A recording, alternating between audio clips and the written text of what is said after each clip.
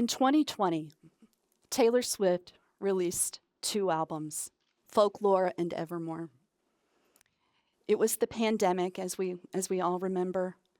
And as most of us were doing crossword puzzles, binge watching The Tiger Show, Taylor started the day that the world went into lockdown writing Folklore, which won her Album of the Year. And then in December, she thought, well, why not? Let's drop another one. And she dropped Evermore. When any Taylor Swift album comes out, I know I need to sit down and be ready to pay intentional attention because her lyrics are that good. I sat down with Evermore and I was listening through, and I get to the song Happiness, and Taylor sings, "There'll be happiness after you, but there was happiness because of you. Both of these things can be true. There is happiness in our history." And I thought, Taylor, you've stolen the intro to my creative writing class. I don't know how she got to it, guys. I think she hacked my email. Taylor Swift paying attention to me. I'm going to ask you to play along with me as I start every creative writing class. Say it aloud if you want to. What's the opposite of joy? What's the opposite of tears? Laughter. What's the opposite of love?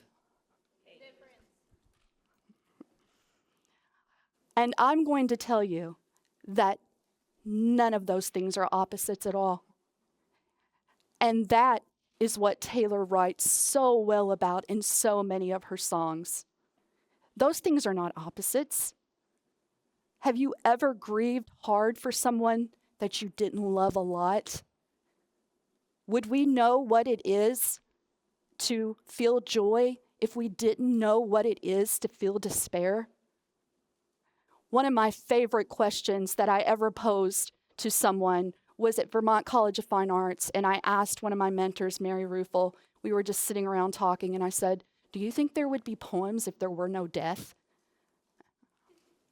Would there be poetry if there were no death?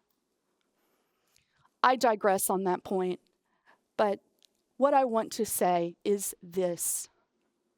As I was thinking about the title for this, I kept coming to the word passion.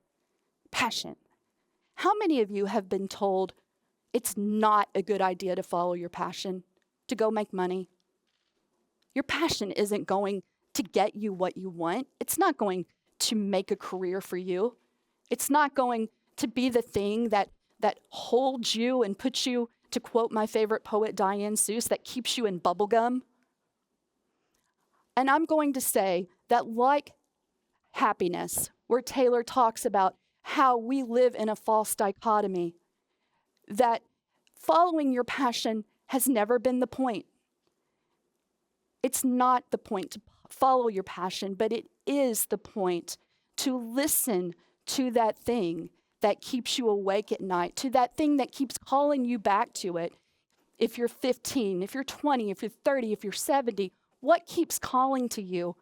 And how, not to conquer it, not to make a fortune off of it, but how can you fit it into the crevices, into the spaces of your life? How can it fit there? How can you keep it with you? How can it talk and speak to what we call a spirit and a soul? As a child, I had a passion, and it was words. Probably why I'm standing here today. I discovered this love for language in 1986. I remember it clearly. I was home from school, and the Challenger, the space shuttle, had exploded. It happened on live television, and there was a school teacher in that rocket. I found myself for the first time in that, what I now know is an abyss, in that abyss of I don't have words for this. What is the language for this? And that night, I wrote my very first poem, which I still have on Hello Kitty notepad paper, and in an Esprit. You've got to be really old to know that one. And an Esprit plastic trapper keeper, okay? I still have that. So let's take, what is a life lived in words? And then add in a pop star? Taylor Swift entered my life in 2007 when I first heard her song, Teardrops on My Guitar, playing on the radio. My daughter was playing it, and I do not like country music. And I turned and I said, "Who is that?" And she said, "Taylor Swift." And there was something good there. There was something different. The narrative that she was able to spin at such a young age and put to music was something different, something fresh. And as she says in the manuscript, because I have a very short period of time to tell you all this, as she says in her song, The Manuscript, I'm just going to fast forward here, in the years past, like scenes from a show. The professor said to write what you know. Looking backward might be the only way to look forward.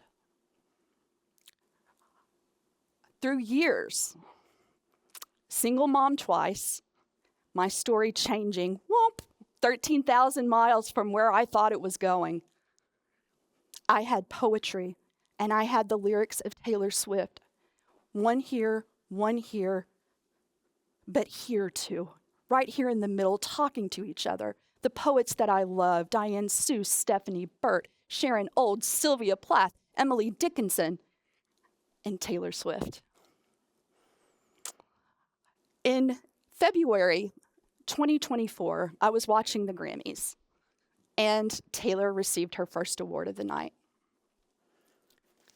She said, "Well, I'm also going to tell you," she kind of ducked her head a little, "I'm releasing a new album in the middle of," she didn't say all this, but in the middle of the most historic world tour the world has ever seen. "I'm going to release a new album on you."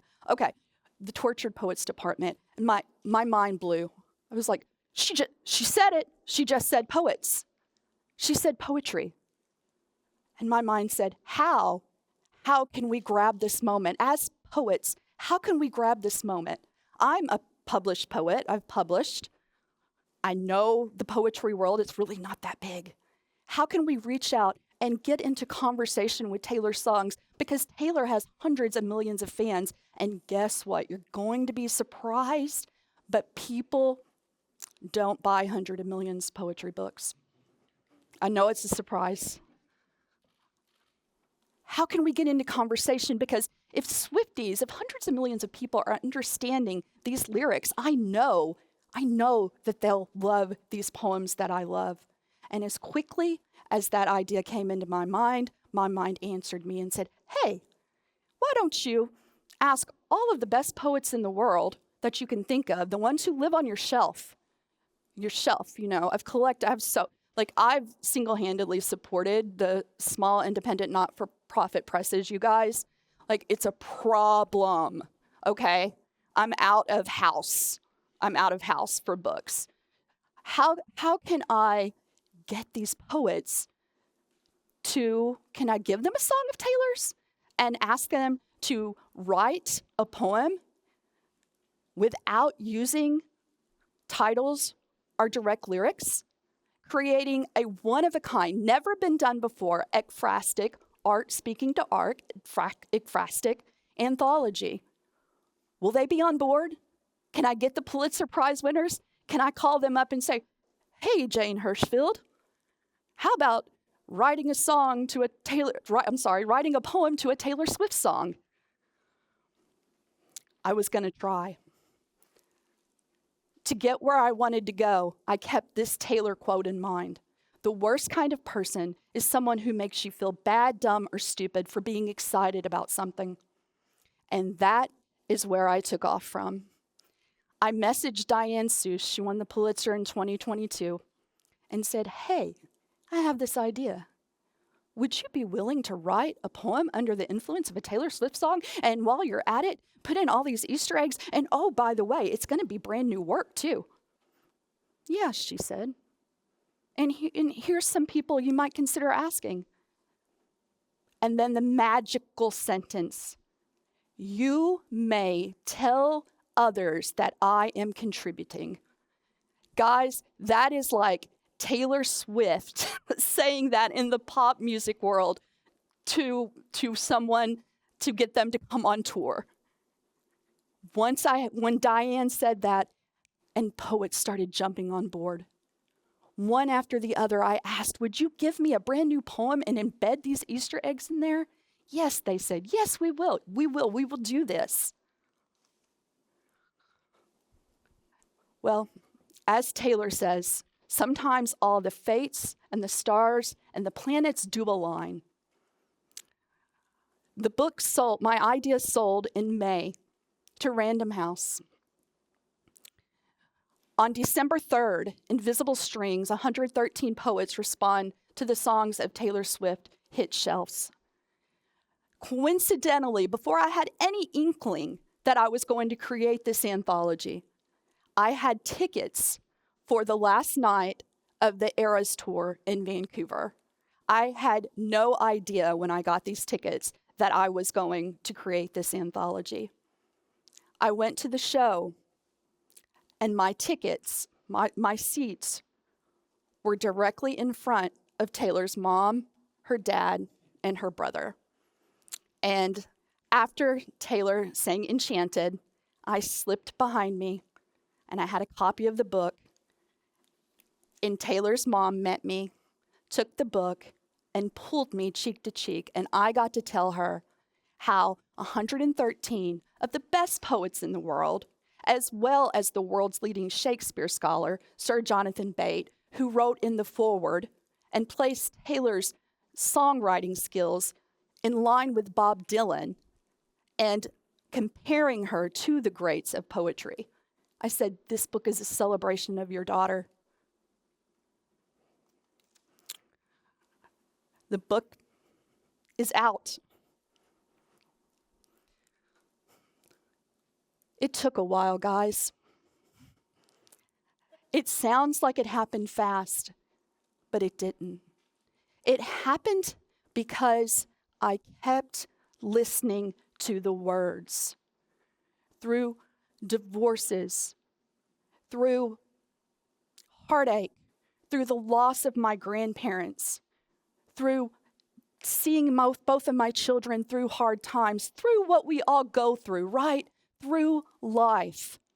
But I never looked at writing as something that I needed to conquer, but rather something that I wanted to always fit into those cracks, into those crevices, into those places where at the end of the day, no matter how hard the day, there was a shimmer, there was a sparkle, there was a glitter gel pen or a quill pen or a fountain pen, as Taylor calls them.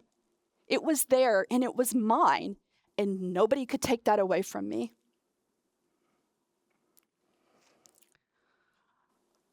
Culminating from the book, I had an idea. Why not?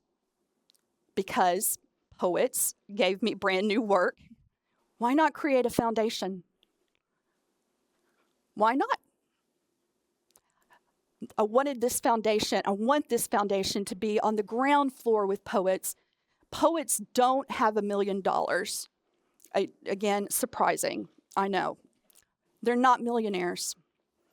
I've founded the 113 Poets Foundation with my dream team as founding members: Diane Seuss, Harvard professor Stephanie Burt, best-selling poet Maggie Smith, activist Rodrigo Toscano.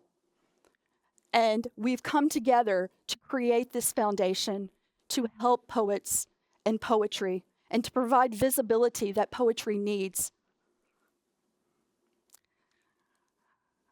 Sometimes it's not about taking your passion and making it be your life work or making it be your career. I say it's not even that forever. But it's about keeping it with you, holding tight to it, and letting it take you where it might take you. Thank you.